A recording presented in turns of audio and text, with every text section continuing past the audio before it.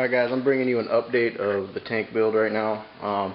Sorry if my voice or the video quality isn't that good. I'm using a different camera today. An old school camera. Anyways, so I got the tank back in. I had to take it off the stand because there was a couple areas up front and I need to repaint it because I put the tank on myself, so I scuffed it up.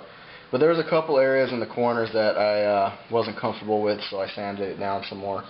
So I'm happy with everything now. The tank is level, not rocking. So we're good to go. I got one of the doors in here right now. I got the other two out in the garage because I'm skinning them, or I'm sorry, putting trim on them. I got it all plumbed up, got my lock line here. What I'm doing is I'm going to be running my mag 9.5. I'm going to be going from 3/4 inch to a 3/4 inch bulkhead. The first nipple here on this lock line is 3/4 inch, and then the rest of it I have dumping out at 1/2 inch. In hopes that that will maybe give me a little bit more pressure coming off the nozzle. We'll see. My little DIY overflow box, I guess you could say. I didn't put the teeth in it because I just don't have the tools to do it. I couldn't find a router and I wasn't going to go buy one. So I just used my my hacksaw, cut it out, and then I'm going to go try to find something that I can't put over here and use as a grate. It'll pretty much be the same as having to cut the teeth in here. I measured probably about 17 to 20 different times on the depth that this needed to be, and I got it set. The only thing that I wish I would have done a little different, and it's too late for it now, is I wish I would have drilled the holes for the bulkhead a little lower. But it's needless. I mean, it's still going to drain just fine. This was actually the depth that Glass Holes recommended to put these 1-inch bulkheads out. So that's that, and got the other side. Got my lock line in on the other side. I drilled 4 holes in the tank, and I got it all plumbed up. I hard plumbed the drains. I don't know if you can tell there, I didn't use a 90-degree bend coming right off the bulkhead. I used 245s, and that's in hopes of hoping that it won't slow the flow down, or it'll be a nicer transition coming off the drain. It won't be a hard wall that the water will hit, so it'll drain hopefully a little better. And I put 2 unions, one on each drain, so if I ever need to service anything I can just take it all apart. Then hard plumbed it down here, all 45-degree angles. I was trying to keep the hard bends out as much as possible, and then I got it cutting in 45s into the stand here, and the sump is obviously going to be in this area here.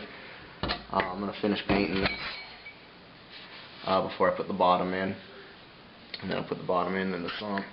I got all my plug strips and everything ready to go, and everything's tied into this GFI breaker, and that's going to be for the return pump here. So that'll go to the 9.5.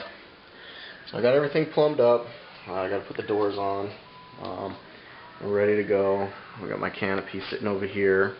My wife is going to be very happy that I'm done with this because I have had our entryway fucked up for a while. But I'm going to need to wipe the tank down, and then first thing I'm going to do is put the sand in. Sand into the tank. Let that sit overnight or for a day. I want to sift it out, and any gases or anything bad that may have built up in the sand, I want it to release before I put any livestock in, including my live rock. So I'm going to put that in there with probably a couple inches of water and just sift the shit out of it for a while. And then after that I'll put the live rock in there. I'll let the live rock do its thing in the tank for a day or two, and then slowly start adding the fish and the inverts. And then the last things I'll probably add are my corals, my green bubble tip, and my zoanthids. I don't know if you guys can see these guys. There's the zoanthids here. Like I said, only not even half of them are open right now, so that's that. I mean, so that's what's going to be going on. If anybody's got any idea on what I can use here, and here is a screening thing, let me know what your idea is. I was thinking of going and getting that light mesh shit. I guess people call it egg crate, but it's actually a light diffuser. I was thinking of just using that because I want to put it here on the bottom of the tank. 007's doing it, and I really like the idea. So I'm going to do that. So I'm going to have some anyways, and I was thinking of just putting that up there to keep the snails out. My hermit crabs don't really climb up there. So that's pretty much it. I'll go show you the tank real quick. I got him out of the hospital tank now. My fish room is jacked, man. I got the new sump, the old stand, and the 125 was in here sitting right next to all this shit here, but obviously I took it out. And oh, yeah. I got about, I'm going to say probably about 50 pounds more rock. Right now I'm actually, I guess, curing this, I guess you could say. I have a piece of live rock there and a piece of live rock back in here. This stuff was all dry, dead rock. I need to do a water change on this because the water's kind of grimy. But this piece here is actually a piece of lace rock, and so is this piece here. Everything else is Pukani dry. And I've only been running a light on it for probably maybe an hour to 2 hours a day. I really don't want a huge like hair algae bloom. I just want to keep my live bacteria going on the live rock, so hopefully seed this shit. And I fed it a raw shrimp. And over here is where I've been keeping the fish and the inverts. And there's the hermit crabs. There's the clownfish. And here's the tank. He's finally out of quarantine, out of the hospital tank.